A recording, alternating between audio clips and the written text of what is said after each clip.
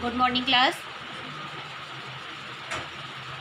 In this video we discuss about the indefinite pronoun, relative pronoun, reflexive pronoun, emphatic pronouns and reciprocal pronouns.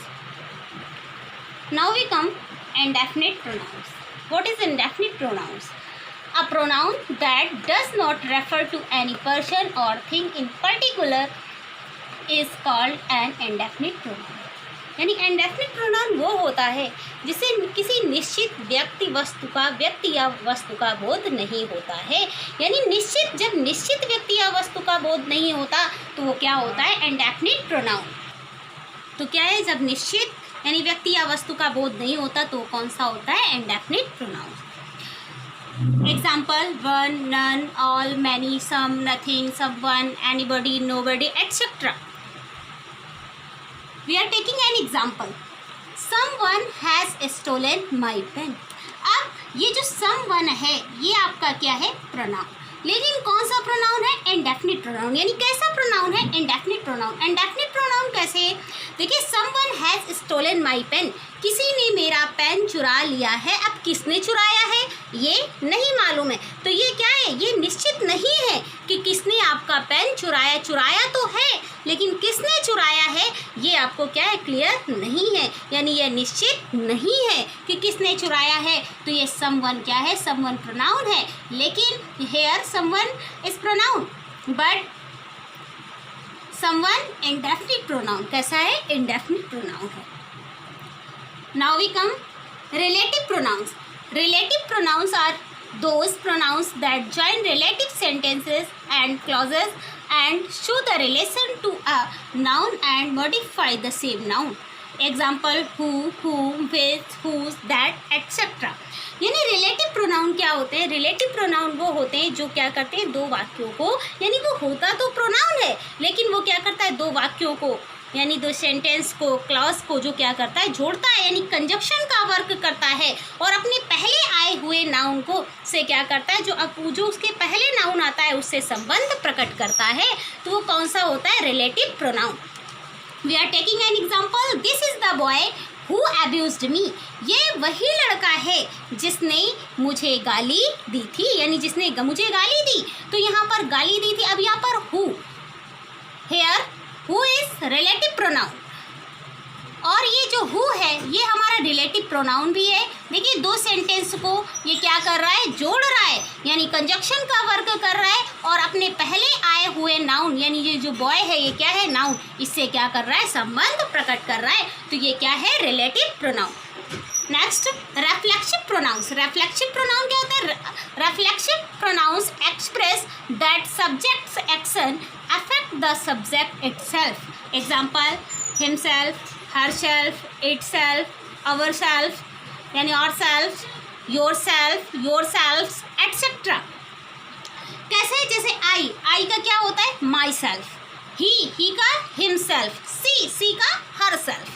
ठीक है। अब रेफ्लेक्सिव pronoun क्या होता है? देखिए, रेफ्लेक्सिव प्रोनाउन निजतावाचक शब्द यानी जिसमें ये बताता है यानी अपने आप। तो यहाँ पर कैसे? जो लिखा है I hurt myself, I hurt myself, ये क्या बताता है? जो रेफ्लेक्सिव प्रोनाउन होता है ये बताता है कि जो कर्ता का क्या है? कार्य है वो किस पर, यानी जो किसका है? हाँ, जो सब्जेक्ट का जो कार्य है यानी जो कर्ता का कार्य है वो किस पर पड़ रहा है? यानी जो काम का प्रभाव है, क्या कहेंगे? जो काम का प्रभाव है वो किस पर पड़ता है? कर्ता पर पड़ता है। तो वो क्या होता है? रेफ्लेक्सिव प्रोनाउन। और जो रेफ्लेक्सिव प्रोनाउन होते हैं वो किसके बाद आते हैं? वर्ब के बाद आते हैं। किसके? वर्ब के बाद उसका यूज होता है। तो we are taking an example: I hurt myself, I hurt myself, मैंने अपने आप को क्या चोट पहुंचाई। अब यहाँ पर क्या है? हर्ट। अब माई सेल्फ जो है ये क्या है? ये आपका प्रोनाउन है, लेकिन ये कैसा प्रोनाउन है? रेफ्लेक्सिव प्रोनाउन। और ये किसके बाद आया है? वर्ब के बाद आया। Next, emphatic pronoun. एम्फेटिक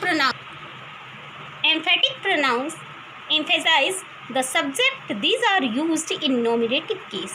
अब ये क्या होता है? emphasize यानी जो एम्फेटिक प्रोनाउन होते हैं वो किस पर जोर देते हैं? जोर देते हैं किस पे, सब्जेक्ट पर। कैसे, these are used in nominative case, और इनका यूज किस में होता है, नॉमिनेटिव केस में होता है। देखिए ये भी जो रिफ्लेक्सिव प्रोनाउन है, himself, herself, myself, yourselves etcetera, ये आपके क्या है, ये रिफ्लेक्सिव प्रोनाउन भी है और एम्फेटिक प्रोनाउंस भी है। लेकिन कहाँ पर ये रिफ्लेक्सिव प्रोनाउन होंगे और कहाँ पर एम्फेटिक प्रोनाउन होंगे। तो यानी इसमें क्या होता है, जब रिफ्लेक्सिव प्रोनाउन में सेल्फ का मीन्स होता है अपने आप, और जो एम्फेटिक प्रोनाउन में सेल्फ का मीन्स होता है स्वयं। और ये भी याद रखना है कि रिफ्लेक्सिव प्रोनाउन में ये वर्ब के बाद आते हैं और एम्फेटिक प्रोनाउन में ये वर्ब के पहले आते हैं। जब ये वर्ब के पहले आते हैं, क्योंकि इनका यूज़ किस में होता है, these are used in nominative case, ये नॉमिनेटिव केस में होते हैं। I myself did it, मैंने स्वयं इसे किया। ठीक, जोर दे रहा है। अब कैसे, आई can do it my self, मैं इसे अपने आप कर सकता हूँ। ओके, नेक्स्ट है I myself can do it. अब देखिए हमने दो सेंटेंस बोले, I can do it myself बाद में है, और यहाँ पर मैंने कहा I myself can do it, मैं स्वयं इसे कर सकता हूँ, मैं स्वयं इसे कर सकता हूँ। अब यहाँ पर क्या दिया जा रहा है, जोर दिया जा रहा है। जब स्वयं कहा जा रहा है तो ये आपका क्या होगा, एम्फेटिक प्रोनाउन, और अपने आप कर सकता हूँ तो वहाँ पर क्या है, रिफ्लेक्सिव प्रोनाउन, यानी जहाँ पर जोर दिया जाएगा वो हमारा क्या होगा, एम्फेटिक प्रोनाउन। और ऐसे भी याद रखना है आपको कि जो रिफ्लेक्सिव प्रोनाउन होते हैं वो वर्ब के बाद आते हैं, और जो एम्फेटिक प्रोनाउन होते हैं वो वर्ब के पहले आते हैं। Next, reciprocal pronouns. A reciprocal pronoun is used if 2 or more subjects act in a same manner।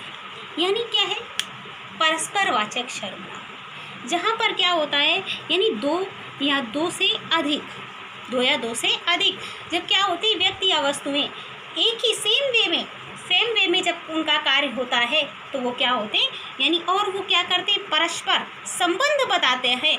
ये जो रेसिप्रोकल होते हैं वो क्या करते हैं, परस्पर संबंध को क्या करते हैं, अभिव्यक्त करते हैं। इसमें क्या आता है, each other, one and other. देखिए जब दो व्यक्तियों के संबंध में, दो व्यक्तियों या वस्तुओं के संबंध में ईच अदर आता है, दो से अधिक व्यक्तियों या वस्तुओं के संबंध में वन एंड अदर आता है। For example, Ram and Sohan loved each other, Ram और सोहन एक दूसरे से प्रेम करते थे।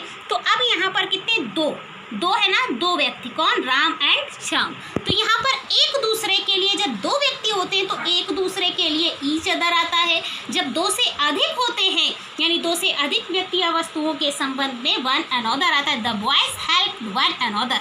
अब क्या थे, लड़के एक दूसरे की, लड़कों, ये लिखा है the boys help one another. अब बॉयज क्या है, दो से अधिक है, जब दो से अधिक है तो इसमें एक दूसरे को, उसमें क्या आएगा, वन अनदर।